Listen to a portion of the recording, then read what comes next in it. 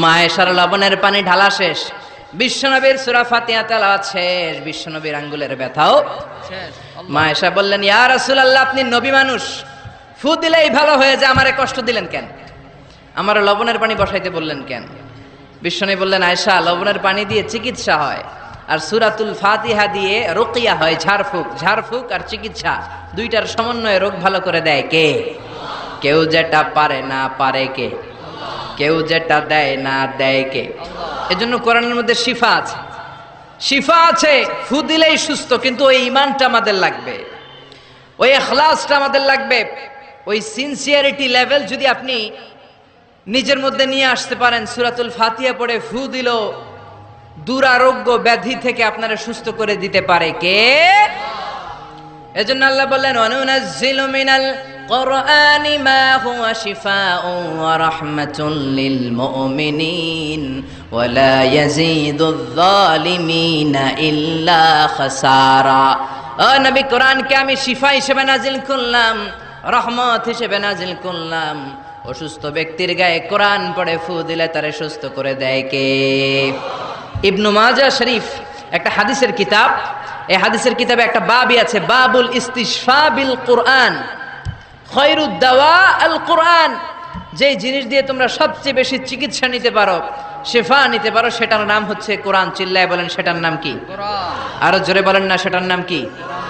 বিপদের সময় এই কোরআন পড়লে বিপদ থেকে আপনারা মুক্ত করবে কে?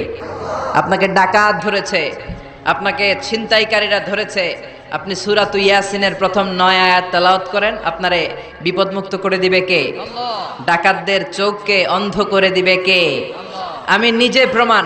চাঁদপুর থেকে আমি ফিরতেছিলাম গভীর রাত, গ্রামের ভেতর দিয়ে পিচ ঢালাইয়ের রাস্তা, ডান দিকে একটা টার্ন নেওয়ার পরেই দেখি সামনে গাছ ফালানো, বুঝলাম ডাকাত চাচারা বসে আছে।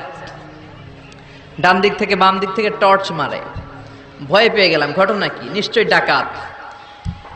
আল্লাহর নাম নিলাম, বিপদে পড়লে একজনের নাম নিতে হবে, তিনি কে?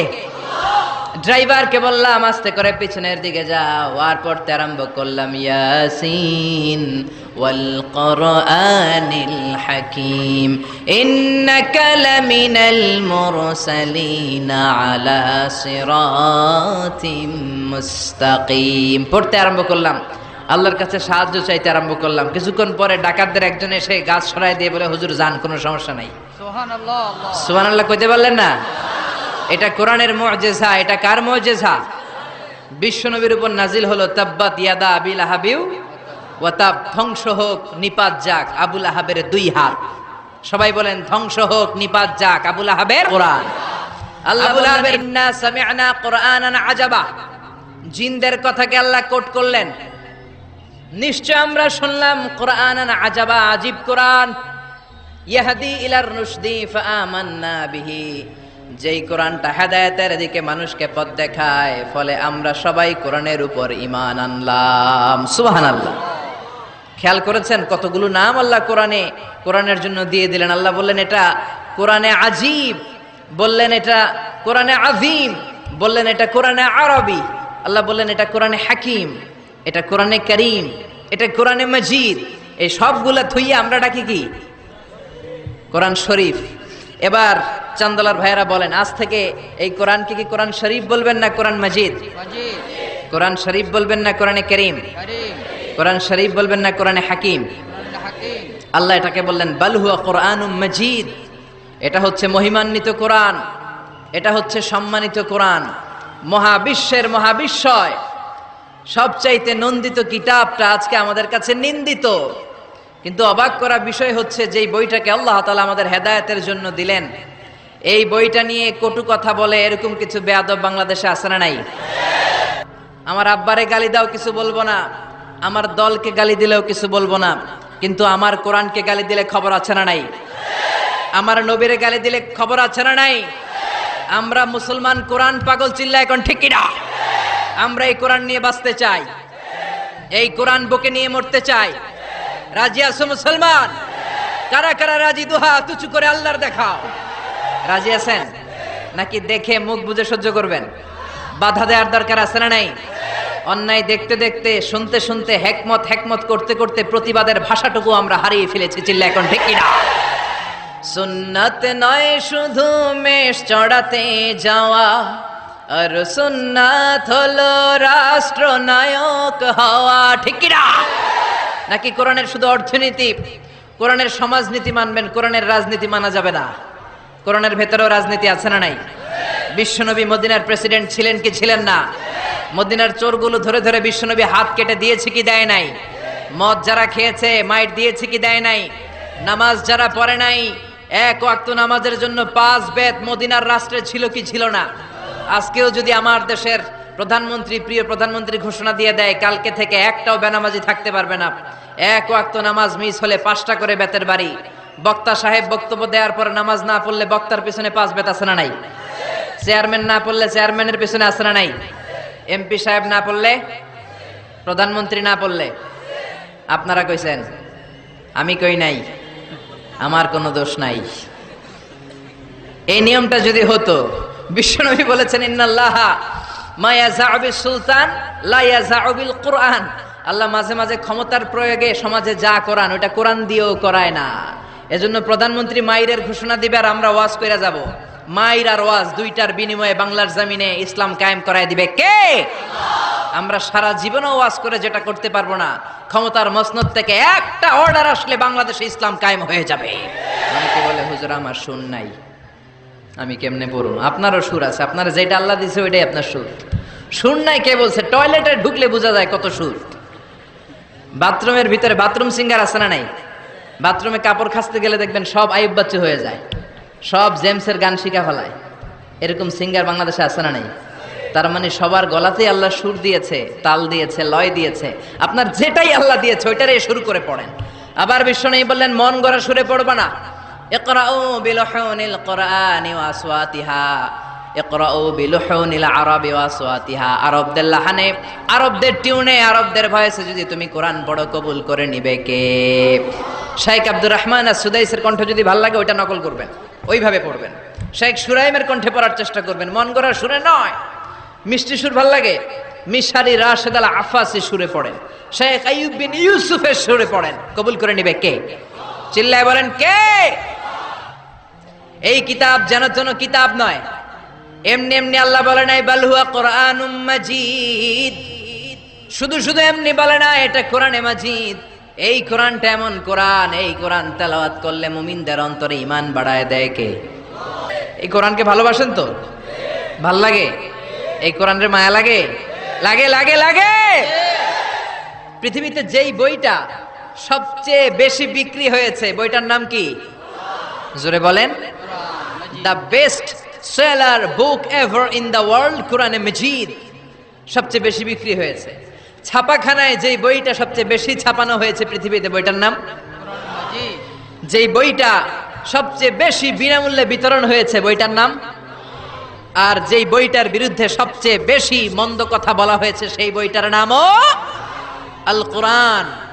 গোটা বিশ্বে আপনি অবাক হবেন, হাফেজে কোরআনের সংখ্যা 70 লাখেরও বেশি। আর আমার দেশের হাফেজে কোরআন বিশ্ব সেরা।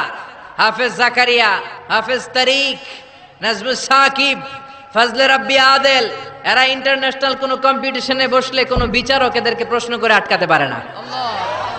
আগে বাংলাদেশকে চিনতো আমাদের পোশাকের কারণে, চিনতো আমাদের সেনাবাহিনীর কারণে, চিনতো আমাদের 21শে ফেব্রুয়ারির কারণে, চিনতো আমাদের টঙ্গীর ইস্তেমার কারণে।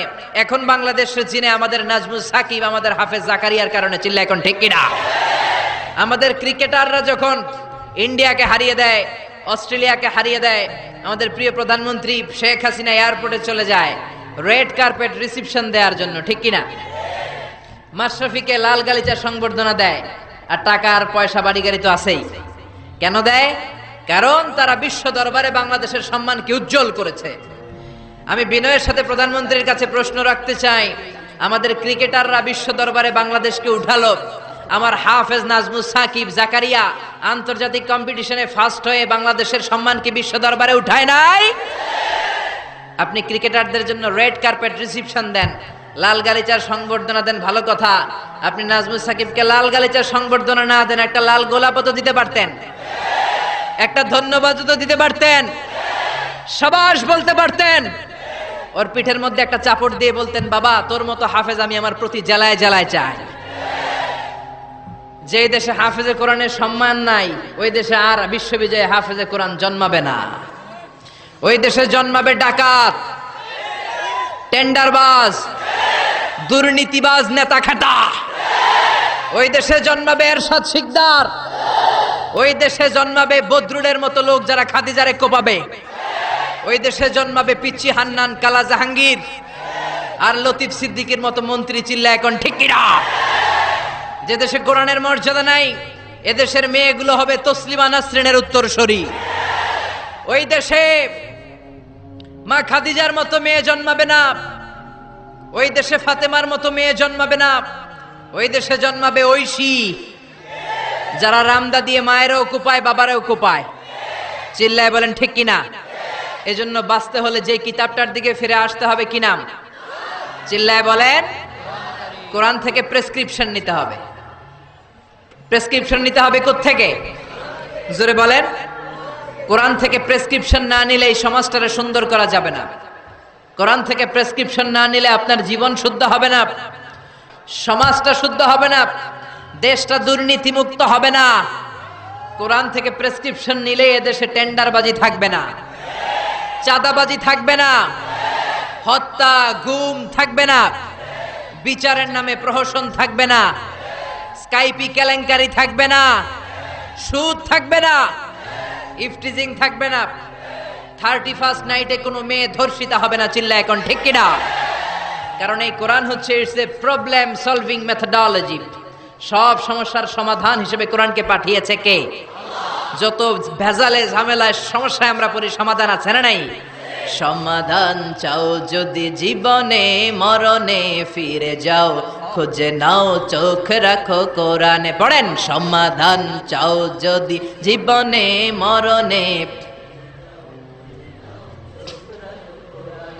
If you want a solution this dunya and akhirah, go back, have a look to the holy Quran. ঠিক না? এই কোরআনের পথটা সোজা, কোনো বাঁকাতেরা নাই, কোনো চৌমুহনী নাই, কোনো স্টপেজ নাই, ডানে বাঁয়ে কোনো মোড় নাই, স্ট্রেট ফরওয়ার্ড।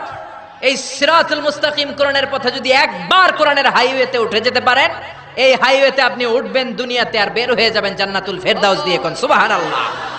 এটা তো টেট্টনের কাপড়। 3000 টাকা গজের কাপড়ে চুমা দেন নাই, 30 টাকা টেট্টনের কাপড়ের দাম এত বেড়ে গেল। এর মুআজিজাটা হচ্ছে কোরআনের মুআজিজা। টেট্টন কাপড় যদি কোরআনের সাথে লাগলে মর্যাদা বেড়ে যায়। আশরাফুল মাখলুকাত যদি কোরআনের সাথে লাগে তার মর্যাদাকে আকাশচুম্বী করে দিবে কে? আল্লাহ। একজন মুফাসসির এই দেশে ছিল যার মর্যাদা, যার সম্মান, যার জন্য ভালোবাসা 17 কোটি মানুষের হৃদয়ে হৃদয়ে। চিল্লায় বলেন ঠিক কিনা? এটা আর কিচ্ছু না, এটা আল্লাহর কোরআন। চিল্লায় এখন ঠিক কিনা? কোরআনকে শুনেছে, কোরআনকে বুঝেছে, কোরআনকে মেনেছে, কোরআনকে সিনায় ধরেছে, কোরআনের বাণীকে প্রচার করেছে। এজন্য গোটা বিশ্বের মানুষের অন্তরে ওই মুফাসসিরের সম্মান দিয়ে দিয়েছে কে? আল্লাহ। ওই মুফাসসিরের জন্য মানুষ রক্ত দেয়, ওই মুফাসসিরের জন্য মানুষ জীবন দেয়। ওই মুফাসসিরের হাতে হাত রেখে চাকমা মুসলমান হয়েছে, নাস্তিক আস্তিক হয়েছে, হিন্দু ভাইরা কালিমা পড়ে মুসলমান হয়েছে। চিল্লা এখন ঠিক কিনা? যেই কোরআন উনি মানার কারণে উনার সম্মান এত বেশি, ওই কোরআন আজও আছে না নাই? এই কোরআন আমাদের প্রাণ, এই কোরআন আমাদের জান। এই বাংলার জমিনে কোরআনের আইন চালু হোক, আমরা চাই কি চাই না? যারা কোরআনের বিরুদ্ধে কথা বলবে ওদের সাথে আমাদের কোনো সম্পর্ক। আল কোরআনের বিরুদ্ধে একটা আইনও বানালে ওই আইন আমরা মানবো না। চিল্লায় বলেন ঠিক কিনা?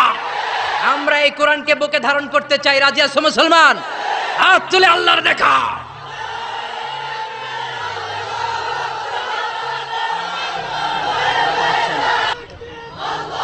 রব্বে করিম, বিশ্বনন্দিত সে মুফাসসিরের জন্য তোমার রহমতের ফয়সালা আমরা কামনা করছি। চিল্লায় পড়ে না আমিন?